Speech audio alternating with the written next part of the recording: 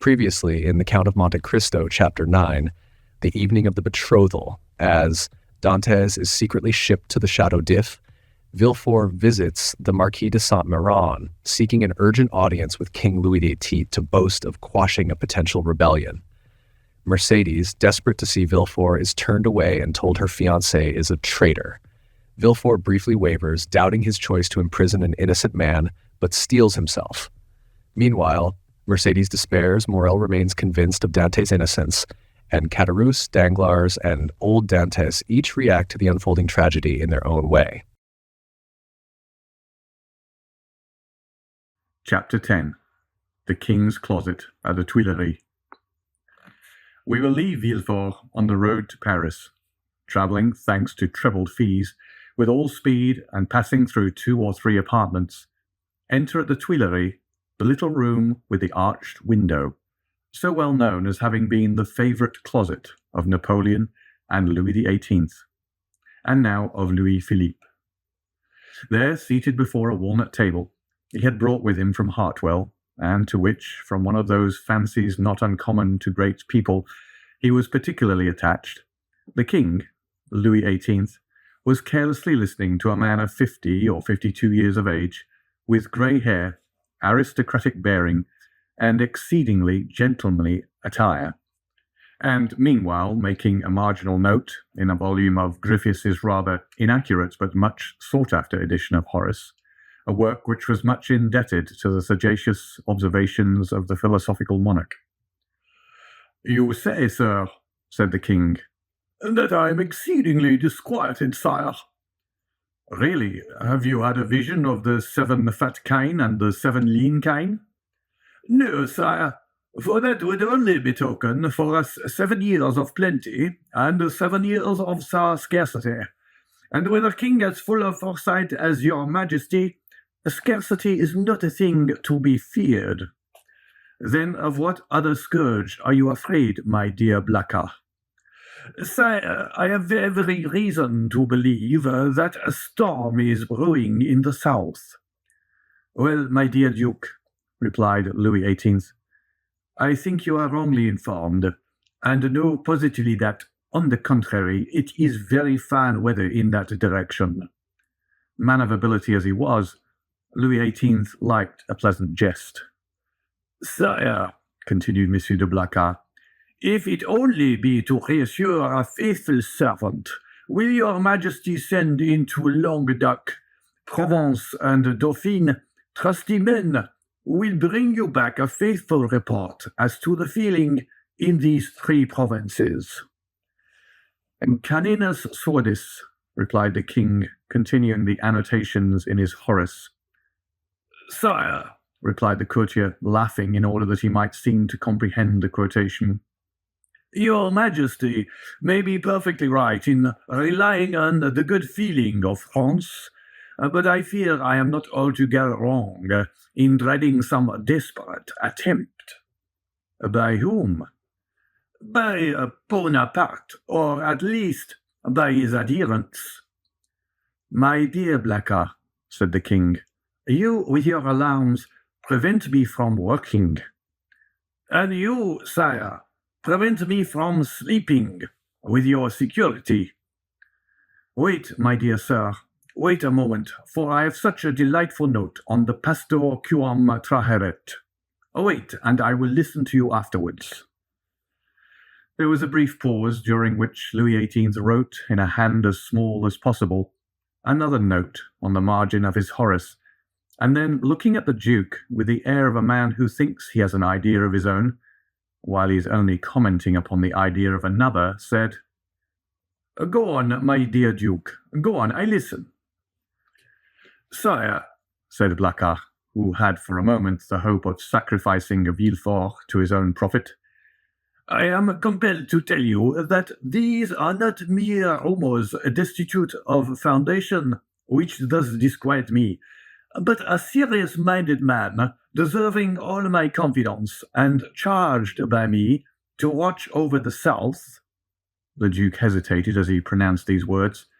"Has arrived by post to tell me that a great peril threatens the king, and so I hasten to you, sire. Mala ducis avi domum, continued Louis XVIII, still annotating. Does your majesty wish me to drop the subject? By no means, my dear duke, but just stretch out your hand. Whichever you please, there to the left. Here, sire. I tell you the left, and you are looking to the right. I mean on my left. Yes, there. You will find yesterday's report of the Minister of Police. But here is Mr. Dondre himself, and Monsieur Dondre, announced by the chamberlain waiting, entered. Come in, said Louis XVIII, with repressed smile. Come in, Baron, and tell the Duke all you know, the latest news of Monsieur de Bonaparte. Do not conceal anything, however serious. Let us see, the island of Elba is a volcano, and we may expect to have issuing thence flaming and bristling warbella, horrida bella. Monsieur Dondre leaned very respectfully on the back of a chair with his two hands and said, Has your Majesty perused yesterday's report? Yes, but tell the Duke himself, who cannot find anything, what the report contains. Give him the particulars of what the usurper is doing in his islet. Monsieur, said the Baron to the Duke, all the servants of his Majesty must approve of the latest intelligence which we have from the island of Elba. Bonaparte. Monsieur Dondre looked at Louis XVIII, who, employed in writing a note, did not even raise his head. Bonaparte, continued the Baron, is mortally wearied and passes all days in watching his miners at work at Porto Longone, and scratches himself for amusement, added the king. Scratches himself? Inquired the Duke. What does your Majesty mean? Yes, indeed, my dear Duke. Did you forget that this great man, this hero, this demigod, is attacked with a malady of the skin, which worries him to death, a prurigo? And moreover, my dear Duke, continued the Minister of Police, we are almost assured that in a very short time the usurper will be insane. Insane? Raving mad. His head becomes weaker. Sometimes he weeps bitterly, sometimes laughs boisterously. At other times he passes hours on the seashore, flinging stones in the water, and when the flint makes a duck and drake 5 or 6 times, he appears as delighted as if he had gained another Marengo or Austerlitz. Now, you must agree that these are indubitable symptoms of insanity. Or of wisdom, my dear Baron, or of wisdom, said Louis XVIII, laughing. The greatest captains of antiquity amuse themselves by casting pebbles into the ocean. See Plutarch's Life of Scipio Africanus. Monsieur de Blacas pondered deeply between the confident monarch and the truthful minister. Villefort, who did not choose to reveal the whole secret, lest another should reap all the benefit of the disclosure, had yet communicated enough to cause him the greatest uneasiness. Well, Dondre, said Louis XVIII, Blacas is not yet convinced. Let us proceed, therefore, to the usurper's conversion. The Minister of Police bowed. Usurper's conversion? Murmured the Duke, looking at the king, and Dondre, who spoke alternatively like Virgil shepherds. The usurper converted? Decidedly, my dear Duke. In what way converted? To good principles. Tell him all about it, Baron. Why, this is the way of it, said the minister, with the gravest air in the world. Napoleon lately had a review, and as 2 or 3 of his old veterans expressed a desire to return to France, he gave them their dismissal and exhorted them to serve the good king. These were his own words. Of that I am certain. Well, Blacas, what think you of this? Inquired the king triumphantly, and pausing for a moment from the voluminous scholiast before him. I say, sire, that the Minister of Police is greatly deceived, or I am, and as it is impossible it can be the Minister of Police, as he has the guardianship of the safety and honor of your Majesty, it is probable that I am in error.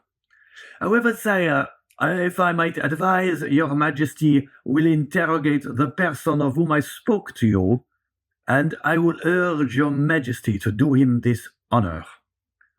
Most willingly, Duke. Under your auspices, I will receive any person you please, but you must not expect me to be too confiding. Baron, have you any report more recent than this dated the 20th of February? This is the 4th of March.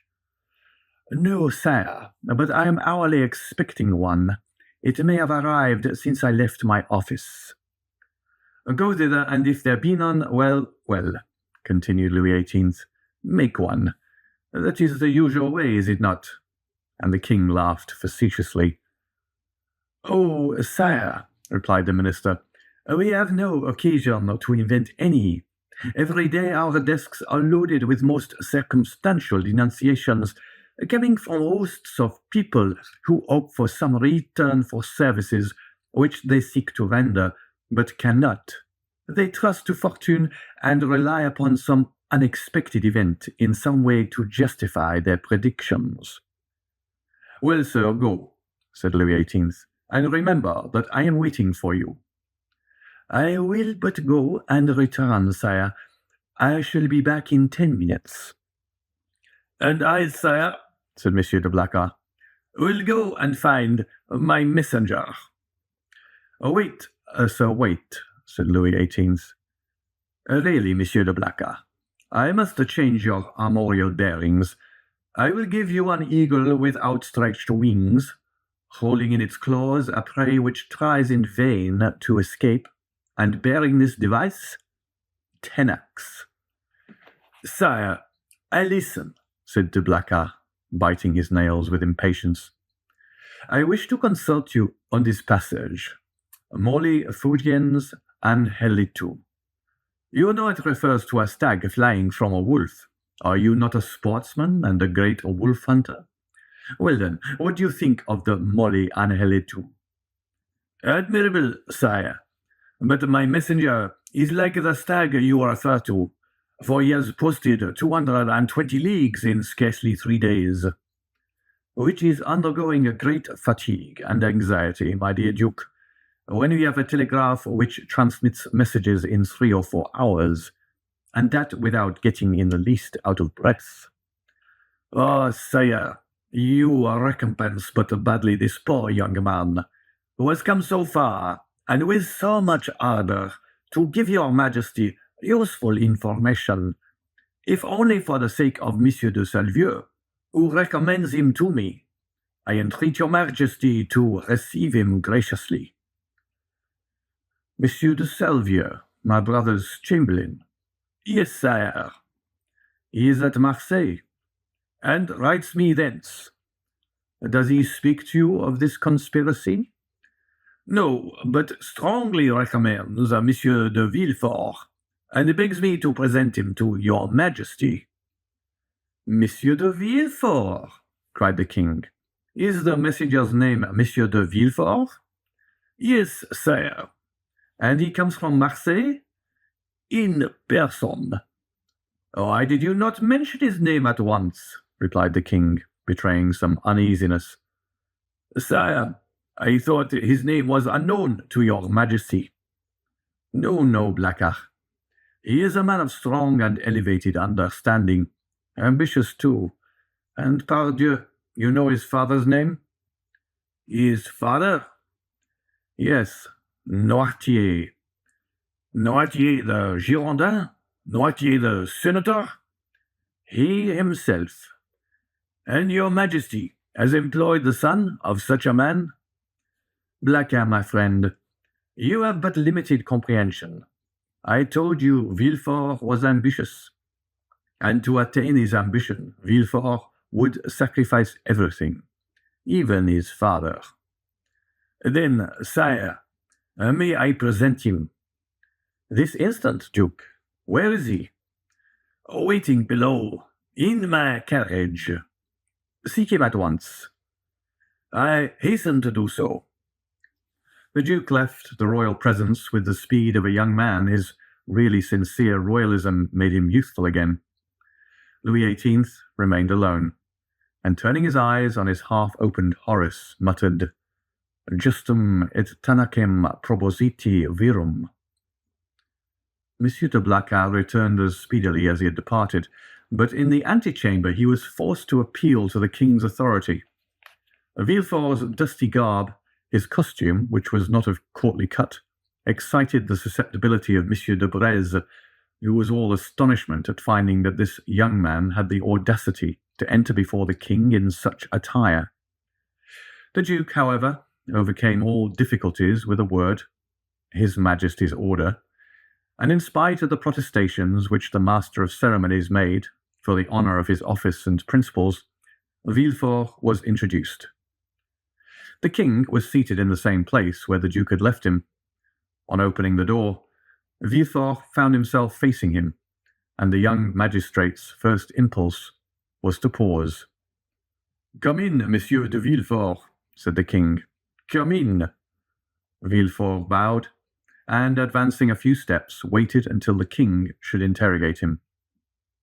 "Monsieur de Villefort," said Louis XVIII, "the Duke de Blacas assures me you have some interesting information to communicate." "Sire, the Duke is right, and I believe your Majesty will think it equally important.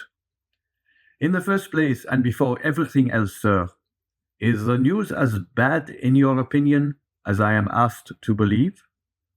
"Sire, I believe it to be most urgent, but I hope, for the speed I have used, that it is not irreparable." "Speak as fully as you please, sir," said the king, who began to give way to the emotion which had showed itself in Blacas's face and affected Villefort's voice. "Speak, sir, and pray begin at the beginning. I like order in everything." "Sire," said Villefort, "I will render a faithful report to your Majesty, but I must entreat your forgiveness if my anxiety leads to some obscurity in my language." A glance at the king after this discreet and subtle exordium assured Villefort of the benignity of his august auditor, and he went on.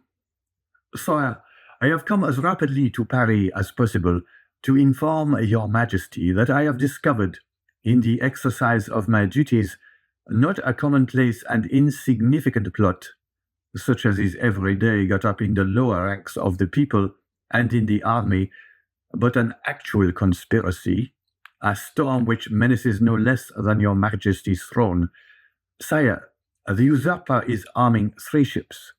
He meditates some project, which, however mad, is yet perhaps terrible.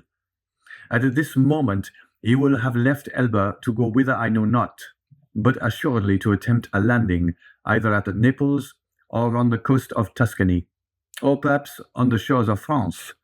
Your Majesty is well aware that the sovereign of the island of Elba has maintained his relations with Italy and France."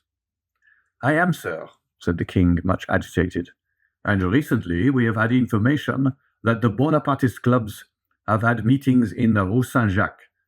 But proceed, I beg of you. How did you obtain these details?"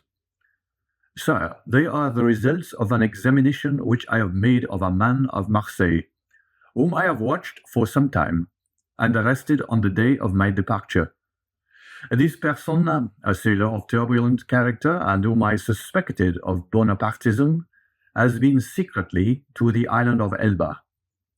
There he saw the Grand Marshal, who charged him with an oral message to a Bonapartist in Paris, whose name I could not extract from him, but this mission was to prepare men's minds for a return. It is the man who says this, sire. A return which will soon occur." "And where is this man?" "In prison, sire." "And the matter seems serious to you?" "So serious, sire, that when the circumstance surprised me in the midst of a family festival, on the very day of my betrothal, I left my bride and friends postponing everything, that I might hasten to lay at your Majesty's feet the fears which impressed me, and the assurance of my devotion." "True," said Louis XVIII. "Was there not a marriage engagement between you and Mademoiselle de Saint-Méran, daughter of one of your Majesty's most faithful servants?" Yes, but let us talk of this plot, Monsieur de Villefort." "Sire, I fear it is more than a plot. I fear it is a conspiracy." "A conspiracy in these times," said Louis XVIII, smiling, "is a thing very easy to meditate, but more difficult to conduct to an end, inasmuch as, re-established so recently on the throne of our ancestors, we have our eyes open at once upon the past, the present, and the future. For the last 10 months, my ministers have redoubled their vigilance in order to watch the shore of the Mediterranean. If Bonaparte landed at Naples, the whole coalition would be on foot before he could even reach Piemonte. If he landed in Tuscany, he would be in an unfriendly territory.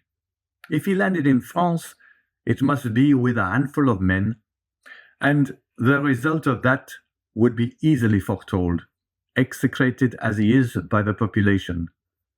Take courage, sir, but at the same time rely on our royal gratitude." "Ah, here is Monsieur d'Andre," cried de Blacas. At this instant, the Minister of Police appeared at the door, pale, trembling, and as ready to faint. Villefort was about to retire, but Monsieur de Blacas, taking his hand, restrained him.